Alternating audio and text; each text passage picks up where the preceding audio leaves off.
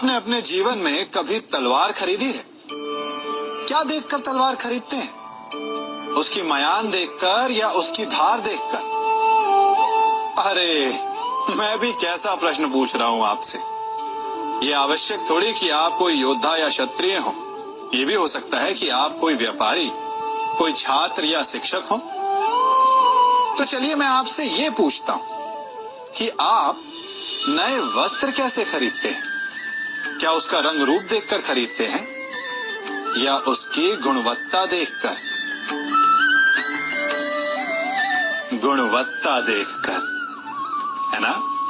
ठीक उसी प्रकार जब आप किसी मनुष्य से मिले तो उसके रंग रूप पर मत जाइए, उसका आचरण समझने की चेष्टा कीजिए, उसकी मेधा, उसकी प्रतिभा का मूल्यांकन करने का प्रयास कीजिए। आपका जीवन बहुत ही सरल हो जाएगा। आप सब ने अपने जीवन में एक कहावत तो सुनी ही होगी कि एक चुप 100 को हराए। सुनी है ना? और इसीलिए कई बार हम जीवन में चुप रहते हैं, मौन रह जाते हैं, क्योंकि ये सत्य कि एक मूर्ख के लिए मौन रहने से अधिक श्रेयस्कर उत्तर और कुछ भी नहीं हो सकता। परंतु क्या जीवन में सदैव मौन रहना, सदैव चुप रहना क्या उचित होता है? नहीं।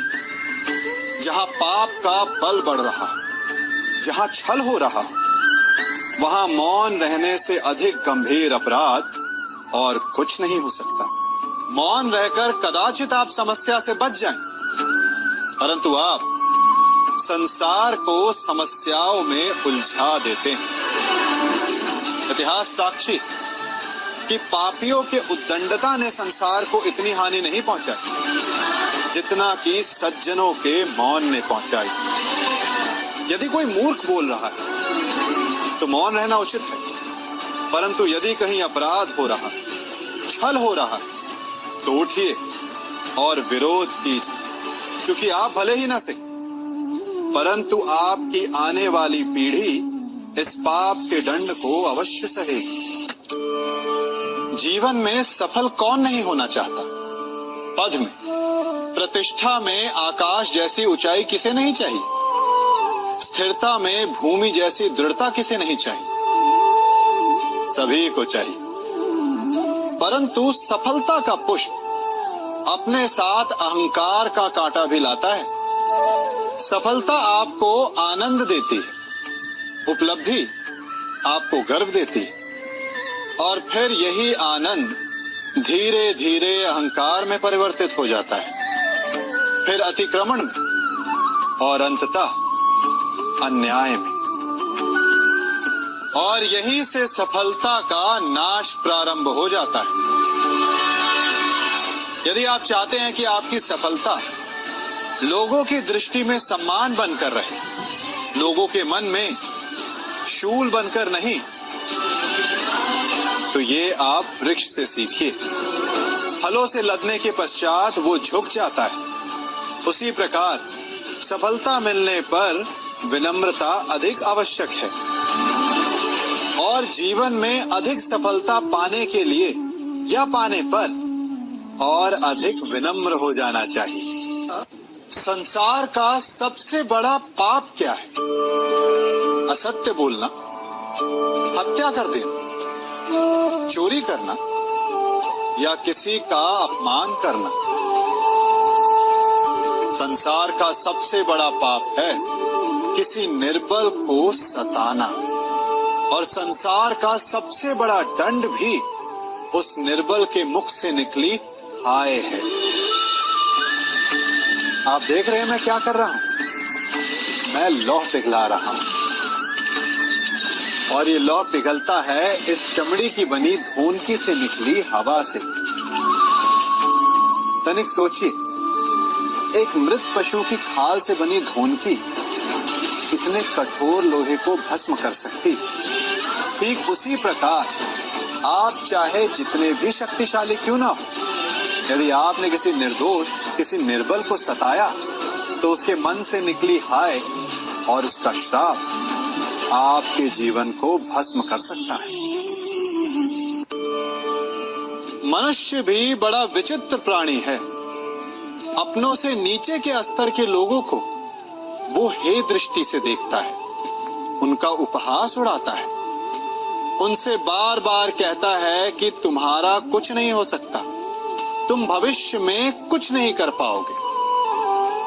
जब मनुष्य के पास धन, संपत्ति, मान होता है तो वो दूसरों का आदर नहीं करता, परंतु वो एक बात भूल जाता है कि उससे भी अधिक शक्तिशाली कोई अस्तित्व में है, और वो है समय। काल काल अपना चक्र कब बदलेगा ये कोई नहीं जानता। समय अपनी करवट कब लेगा ये कोई नहीं जानता। कोयला भी समय के साथ साथ हीरे में परिवर्तित हो जाता है। इसलिए जीवन में कभी भी किसी का भी उपहास नहीं उड़ाना चाहिए। कभी सोचा है हमारा जीवन भी उस रेत की घड़ी की भांति है?